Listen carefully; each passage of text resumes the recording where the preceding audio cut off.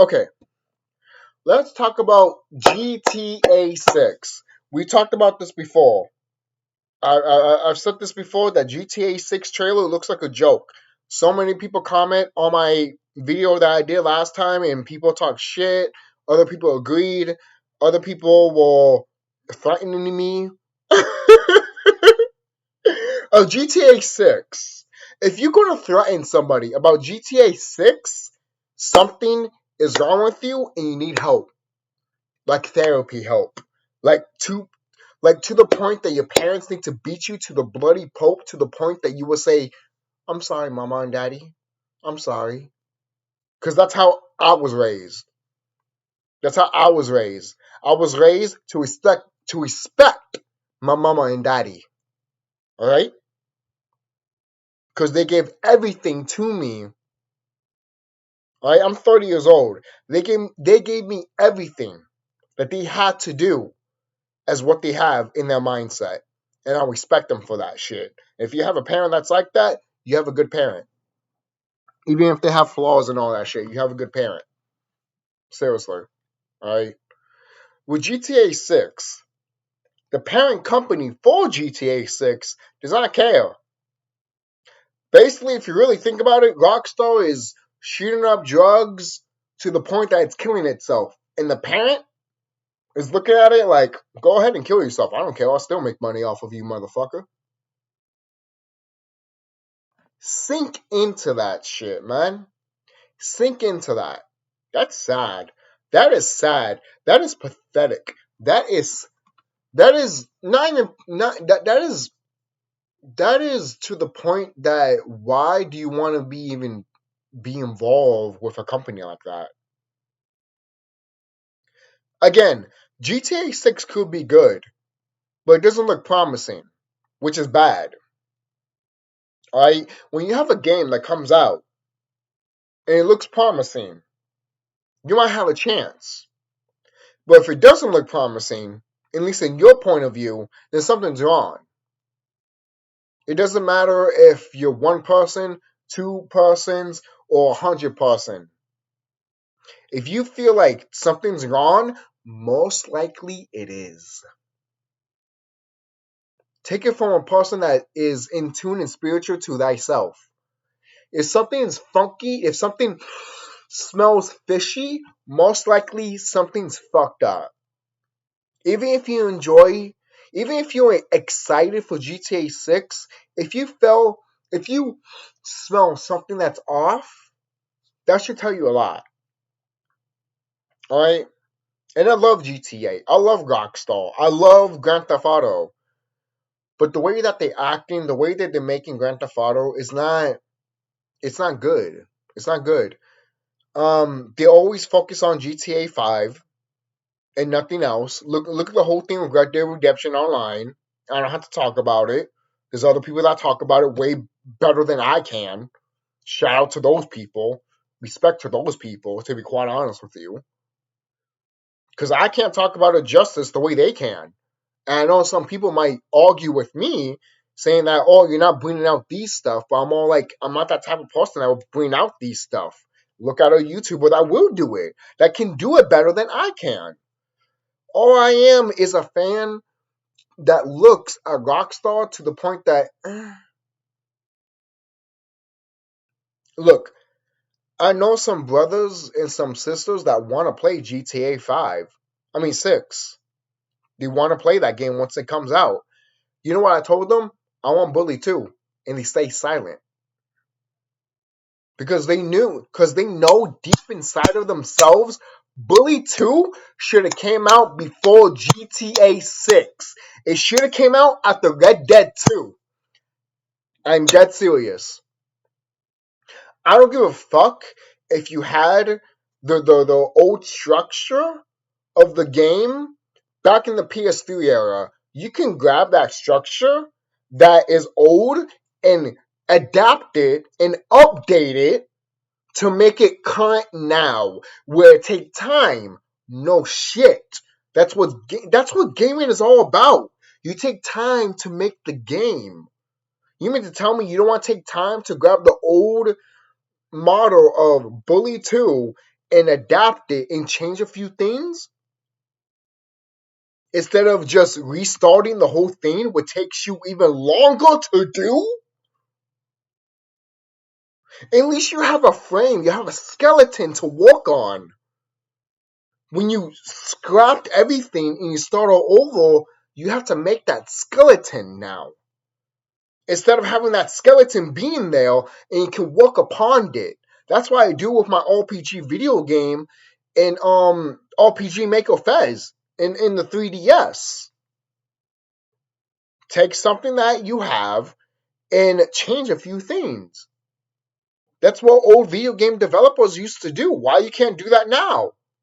Oh, because it costs us money and shit like that. That's your fault. That's your fault. It's your fault. Yes, it is your fault that you want to put $1 million on a fucking goddamn game for no reason when you have Godzilla Minus One, that's a movie that has CGI that can literally make money for only $15 million. There's no excuse for Rockstar to not make a Rockstar game or a bullet game for $15 million. That's enough. If Rockstar says that that's not enough, guess what? They can't think creatively.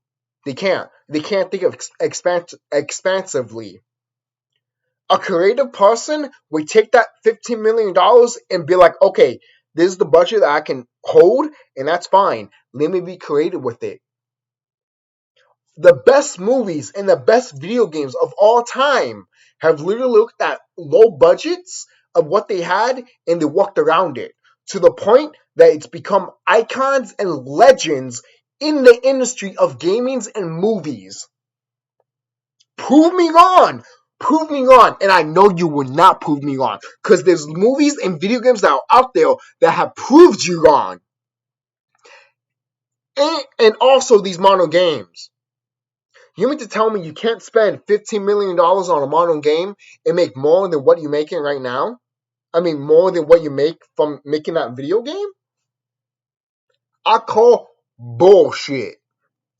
Bullshit. Godzilla Minus One is a great example. That's why a lot of people look at Hollywood and saying that there's your example right there. Don't spend $1 million making money.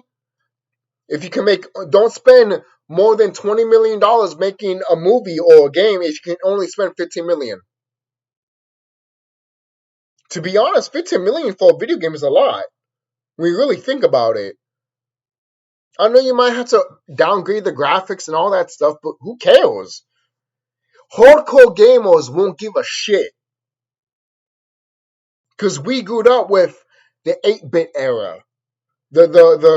Some of us even played the Atari 2600. I played the games from not all the games, but I played some of the games from the Atari 2600 era, and they're good. They still hold up to this day. And all it is, it's a square.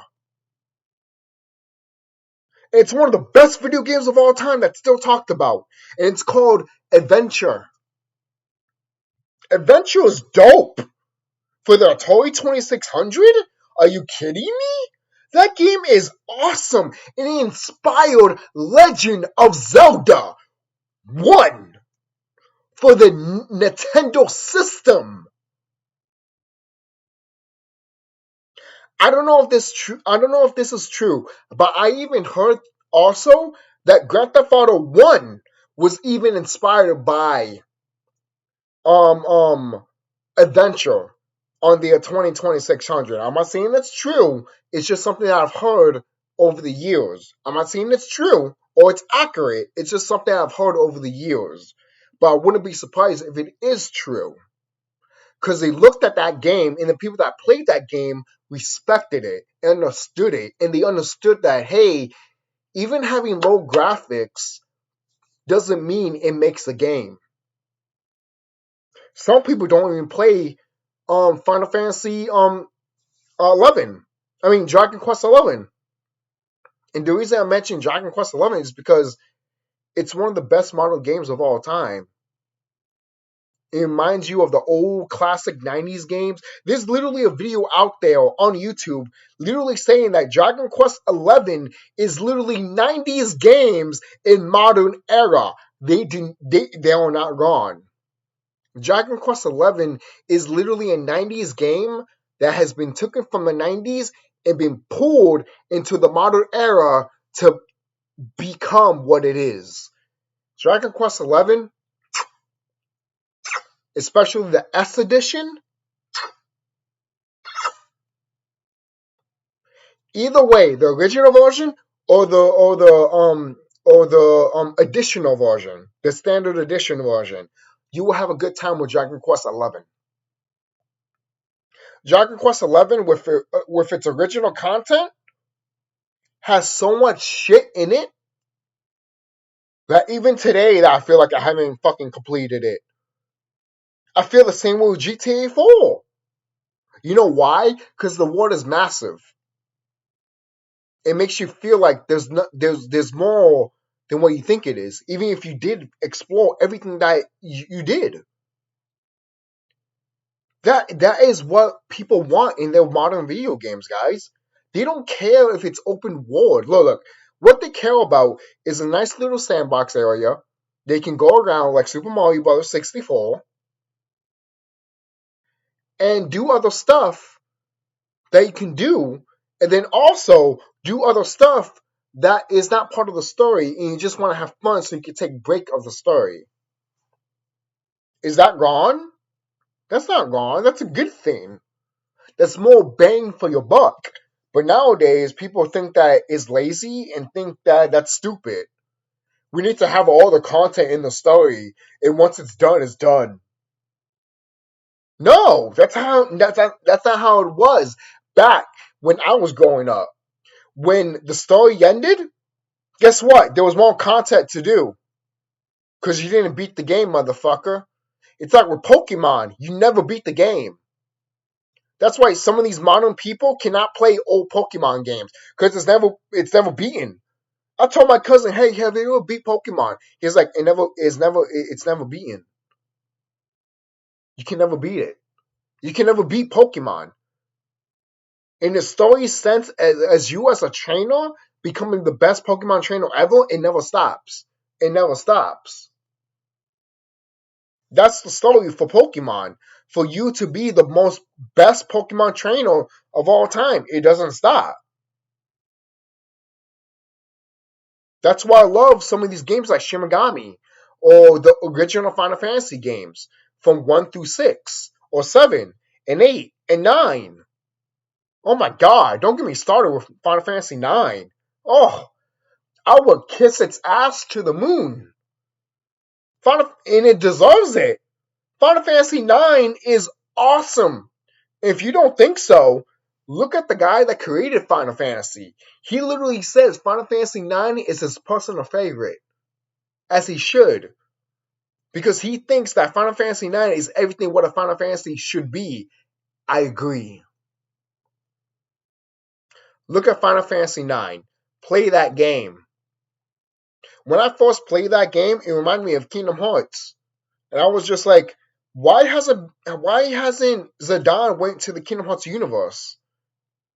Final Fantasy 9 works so well with it. It makes no sense that it hasn't even crossed over with it. But it did it with The World Ends With You, which makes sense with it. The World Ends With You on the DS is awesome. Not to say on the Switch it's not awesome. It is. It's just that when you on it to the point for a long, long time, it's the same thing with the original one too. I'm going to say the same thing with that too. When you spend too much time on it, you're gonna get downgraded. You're gonna be like tired. You're gonna be like, oh, this shit's boring. But to be quite honest, if you play RPGs in general and you keep grinding and grinding, that's just the nature of the beast. And sometimes in RPGs, that's why sometimes if you in high levels, like in Earthbound, you attack an opponent and the opponent automatically is defeated because you're in high level. See, Earthbound did it right. Not to say there's not other RPGs that do that, but from the RPGs that I had played, they haven't done that. Final Fantasy still hasn't done that. Dragon Quest still hasn't done that. At least from the Dragon Quest games that I have played. Not to say maybe there's a Dragon Quest game that has done that, or a Final Fantasy game. I'm sure they probably have. Why wouldn't they? You know? I feel like Final Fantasy and Dragon Quest looks at Shin Megami and other RPGs and be like, I respect you. I like that. I'm going to take that and make it different. To the point that people look at it and be like, holy shit, look what you're doing differently. It reminds me of Shin Megami, but you're also doing something different. You know? Or Final Fantasy, but you're also doing something different. And I like that. So this is something that we need to think of. I love Final Fantasy. I love Dragon Quest. I love Kingdom Hearts. But Square Enix doesn't care. They haven't cared after Kingdom Hearts 2. And I hate to say that.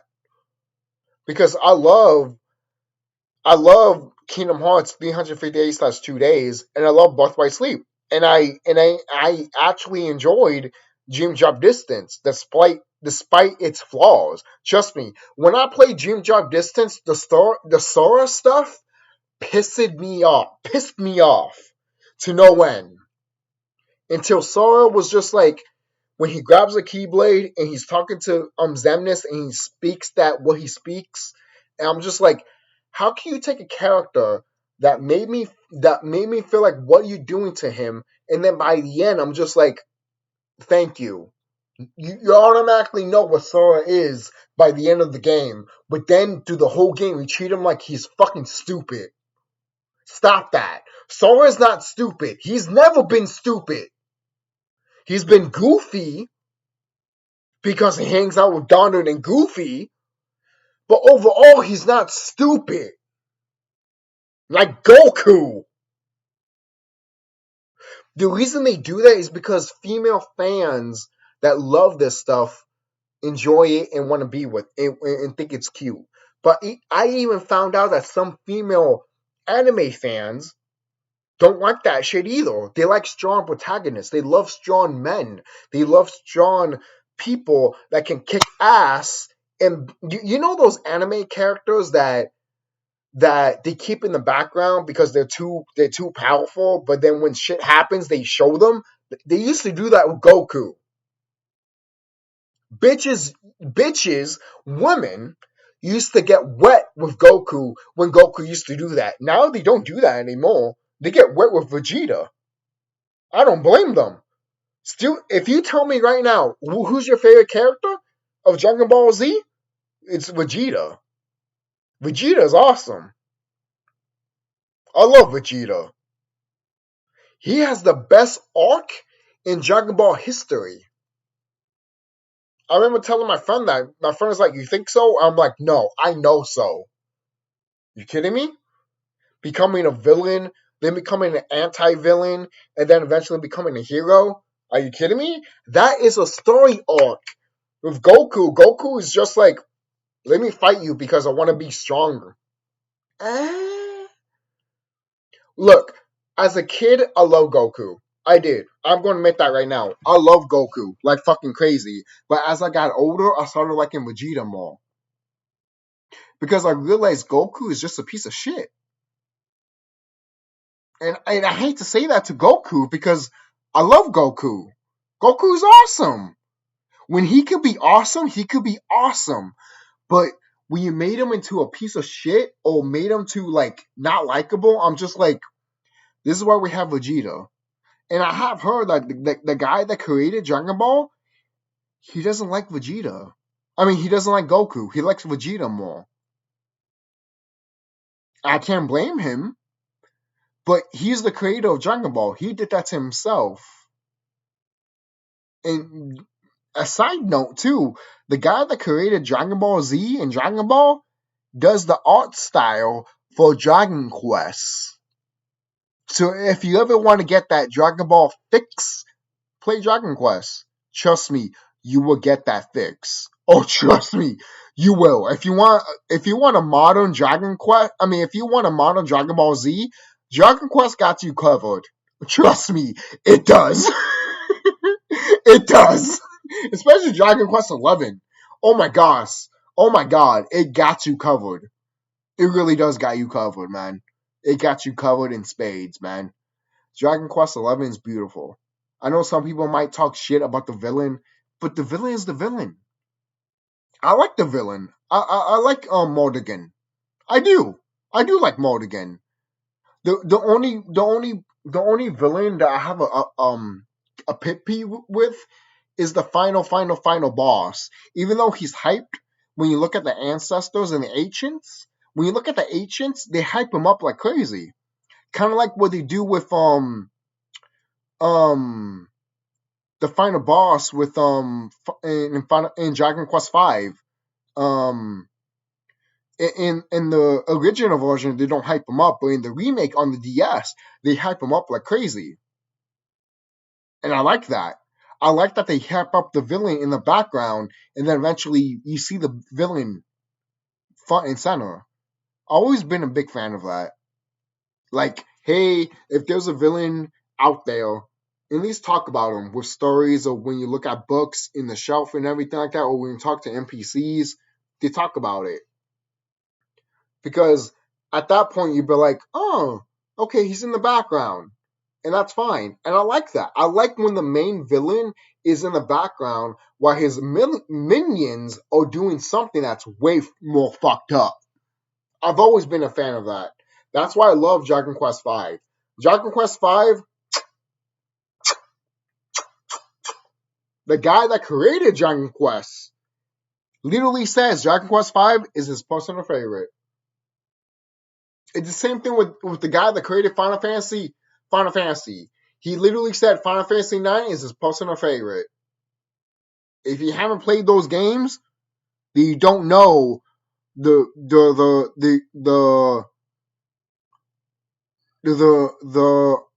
respectness of Final Fantasy and Dragon Quest. You just think that it's just fun and think that, of course it's fun, but you think it's just fun and that's it. Kind of like with the Godzilla series, you think that, oh, Godzilla is just there to fight monsters and destroy a city and that's it. No, he's more than that, man. He's more than that. He's a symbol of what happened Godzilla is a symbol of what happened to him, of what happened in World War II with the Hiroshima bombing and shit like that. The Japan people are the first people to witness an atomic bomb on top of them, and they witness the after effects and the effects of that nuclear explosion. That's one of the reasons why they made Godzilla. Respect like a motherfucker. You have to respect it. Respect it, man. That's why I can't get people when they don't respect some of this stuff with Final Fantasy, with Dragon Ball, Dragon Quest, and Godzilla. It makes me feel like that you guys don't care. It makes me feel like that you guys don't give a shit. Don't give a shit. Well, meanwhile, going back to Godzilla, you might not give a shit how Godzilla is in Japan, but in Japan, they respect him like a god. Why? Because he's literally the physically embodiment of World War II and what they went through. That is so much respect, guys. That is so much fucking... And if you don't get that, I have no respect for you. I have no respect for you, and I have no respect for your life. I'm dead serious. I'm dead serious. You can look at me as a fucking twisted ass motherfucker. I don't give a fuck. But look at that shit. These people, and these people during that time when World War II felt something that you and I didn't felt. Just because we weren't in that era doesn't mean you can be like, oh, ho, ho, ho, that happened to you, but not for me. Ho, ho, ho. You know how disrespectful that is? You know how many family members they saw dead and died when that nuclear explosion happened? That is how I know the American people don't give a fuck about the other nations. That's why the other nations look at America and say that you're a fucking piece of shit. You should fucking goddamn die. And I don't blame them. I don't blame them.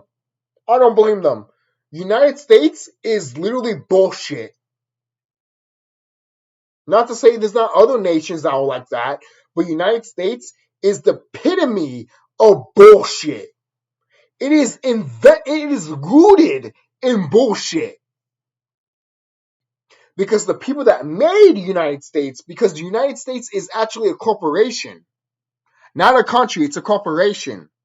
Once you realize that, that's how you know you're going to be like, fuck the United States. Of course, fuck the United States.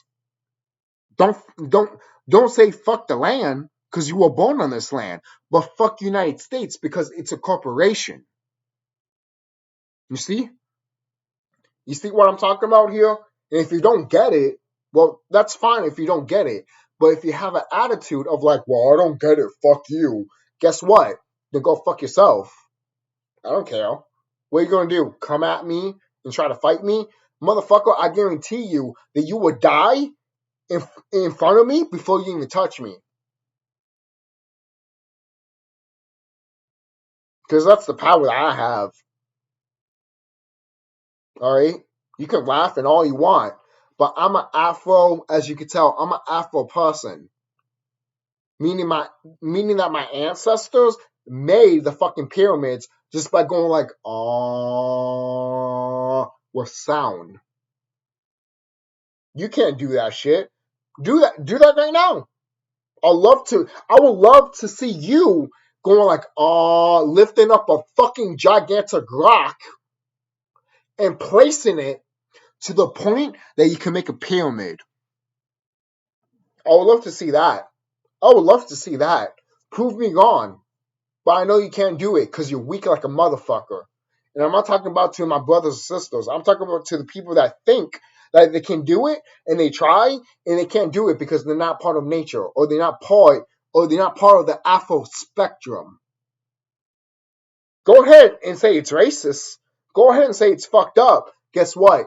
It is fucked up. You know why? Because the same people that decided to say that we Afro people are stupid and fucked up, they are fucked up. They're the ones that are fucking raping kids and all that shit. That's how deep I go with this Godzilla shit and other shit. Don't get me started. Because I know the reason I barely get any comments is because people get crazy to the point that they can't even comment. Because they can't think for themselves. Because all the time they were thinking is because they think from what the man was telling them. Just like the Jeffrey Epstein stuff in the freaking what is it? Aliens in Miami. Go ahead if you believe that shit. But if they put it in the news and they were talking about it, why are you going to listen to it?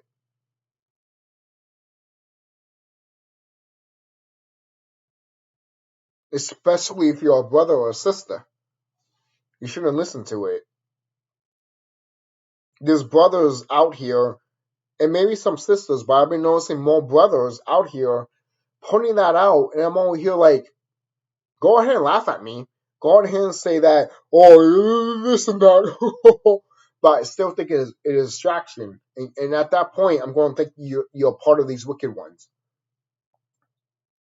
Because there's no reason for you to say that these Miami aliens that you saw in Miami are real and not say that we should focus on ourselves. If you're not saying that, to be honest, I'm not believing you. I don't care about you, which is sad. Because if you're a brother and sister, I should care about you. I should feel love for you.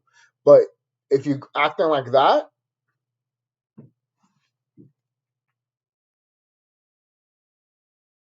you should get drunk more. You should get high more. Shout out to Bobby Hemmett. Bobby Hemmett even told you, hey, I know this is not an enlightenment video, but this Bobby Hemmett even say that, hey, even if you're drunk and high, you can get this shit.